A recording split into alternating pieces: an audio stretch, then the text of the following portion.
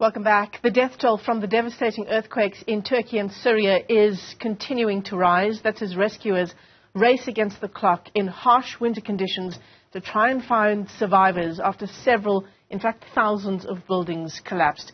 So far, about 70 countries have also pledged their support. That includes South Africa, India, Germany and Taiwan. They're among those who have sent teams to Turkey to help with funds and relief supplies. Our reporter Ahmed Kajee is joining Gift of the Givers on their mission, their rescue mission to Turkey. In fact, he joins us live from Istanbul airport this morning. Ahmed, great to see you. What's the latest now that you've been in that country for a couple of hours? You're still at the airport, but what can you tell us? Thanks very much, Michelle. Firstly, the Istanbul airport is relatively quiet compared to what you normally would see at an airport at this particular time and at this point in the year. And that's understandably so, given the fact that many of the flights into Turkey have either been cancelled or postponed. So on that front, that exactly is the operations here at the airport as well. The Gift of the Givers team behind me there have come through with some of their specialized equipment. This is just one of many pieces of equipment and many pieces of cargo which will be coming through, not just from Johannesburg, but also coming through from Cape Town as well. Just taking you through what's going to take place probably for the next 24 hours or so. We were meant to go with the teams straight from here to the areas down towards the southern border between Turkey and Syria. Due to the shortage of flights and seats available, we will be spending the night here in Istanbul and then only making our way through to those areas tomorrow. The main challenge one would obviously have is time is of the essence when it comes through to a disaster such as this one. Between the 24 to 72 hour period known as the golden window is when you normally have the best chance of finding survivors during those search and rescue operations.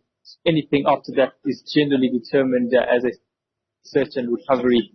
If we look back to previous disasters, perhaps previous earthquakes, previous hurricanes, we normally would see bodies, perhaps survivors being found maybe 7, 8, 9 days thereafter. But the instances around that are few and far between. From a local perspective, at least 1 million blankets are being sent out and 300,000 tents rather being sent out to those areas in the south of Turkey. The main reason for that is it's probably bitingly cold out here. The probably maximum degrees we are seeing is about 2 to 3 degrees, and it feels like probably heading into outside, even though the weather services are saying that it's around 0 degrees or -1.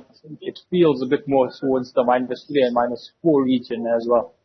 For the people on the ground, for the survivors, they are waiting for their family members. So some of them are having to stay near their households. They can't really stay in their households just due to either destruction and the structural integrity being compromised. And then it's also just really impossible to stay outside because of the bitingly cold weather as well. So that's just some of the difficulties which the residents and the survivors are facing out in those particular areas.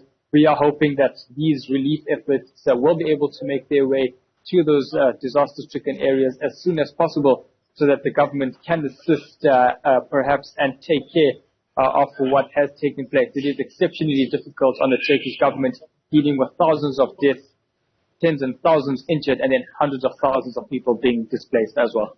Michelle. Ahmed, thanks very much indeed for that update, and I'm sure the Gift of the Givers team, they're keen to get to that southern border between Turkey and Syria. What are the teams saying about this delay now, having to wait until tomorrow? Yeah, well, unfortunately, this is something which is out of their hands. We were meant to initially drive from here to the disaster-stricken areas.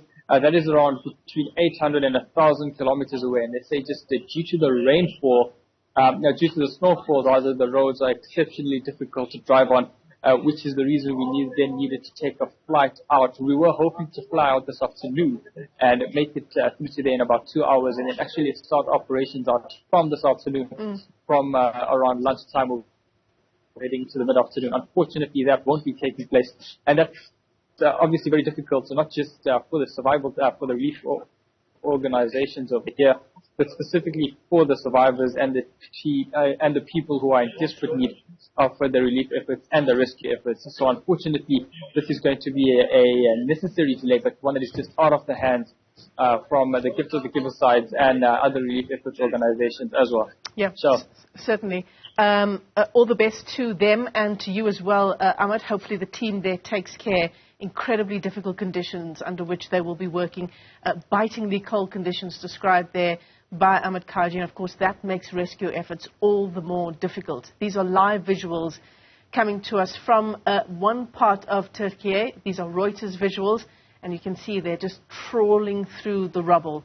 It's a slow and arduous process, but there are those moments of light, Ayanda, when, and we've seen the reports over the past couple of days where, you know, incredible stories of survivors, babies that were born under the rubble, or at least one baby born under the rubble, rescued with their umbilical cord intact. Another 7-year-old girl shielding her younger brother underneath the rubble, also rescued. Incredible.